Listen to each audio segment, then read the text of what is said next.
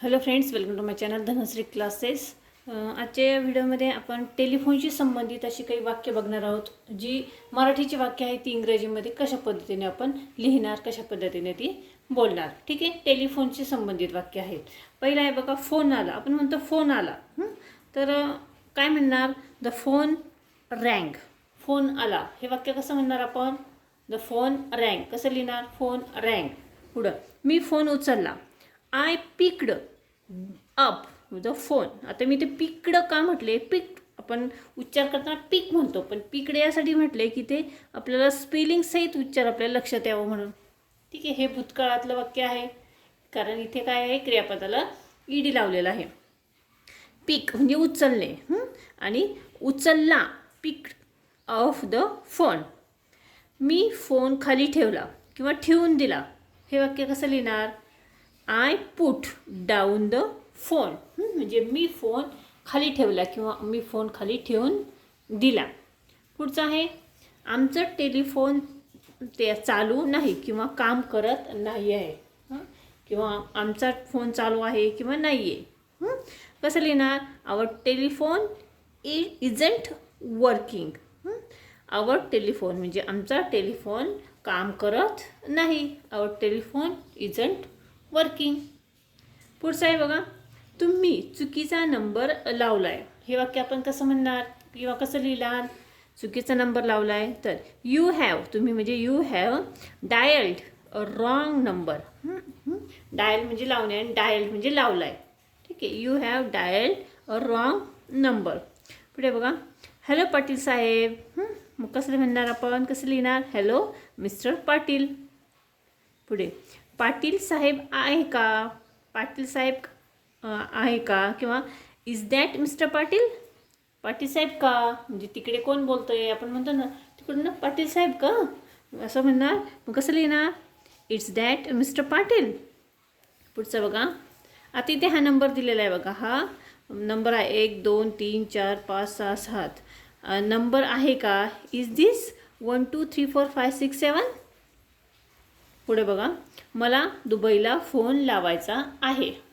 आता हे जे वाक्य आहे मराठीतलं ते कसं लिहिणार आपण?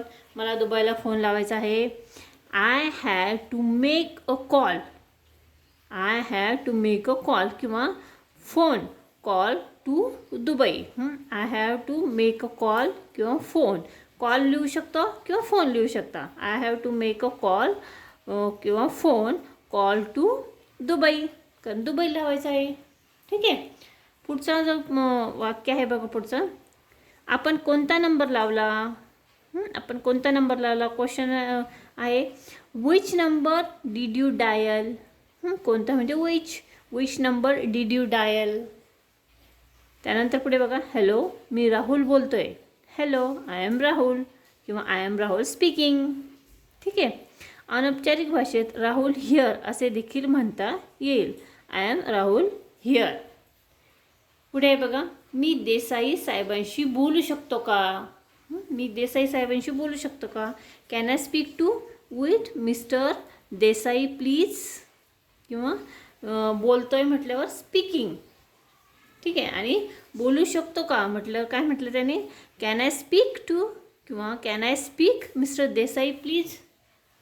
आणि पुढचं वाक्य बघा, तुम्ही इथून कुठे फोन करू शकता? बघा, you can telephone anywhere from here. तुम्ही इथून कुठेही फोन करू शकता. You can telephone anywhere from here. त्यानंतर पुढे आहे बघा, फोनची घंटी वाजत आहे, उचलशील का जरा? The telephone is ringing, with you answer it please. कसं लिहिलं आहे बघा, फोनची घंटी वाजत आहे, द टेलिफोन इज रिंगिंग, आणि उचलशील का जरा? Will you answer it please. पुढे, मी तुला उद्या फोन करतो किंवा करेल. आता हे कसं लिहिणार? आय विल फोन किंवा telephone call ring you tomorrow.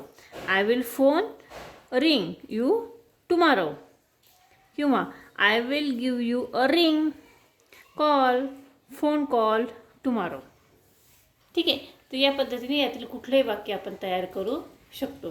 तर हा व्हिडिओ कसा वाटला मला कमेंट्स करून नक्की कळवा. आपण टेलिफोन संदर्भातील काही वाक्य इथे बघितलेले आहेत. मराठीचे वाक्य आहेत ते आपण इंग्रजीमध्ये कशा पद्धतीने बोलायची ते इथे बघितलेले आहेत.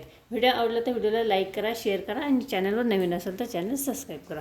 पुन्हा भेटूया पुढच्या व्हिडिओमध्ये.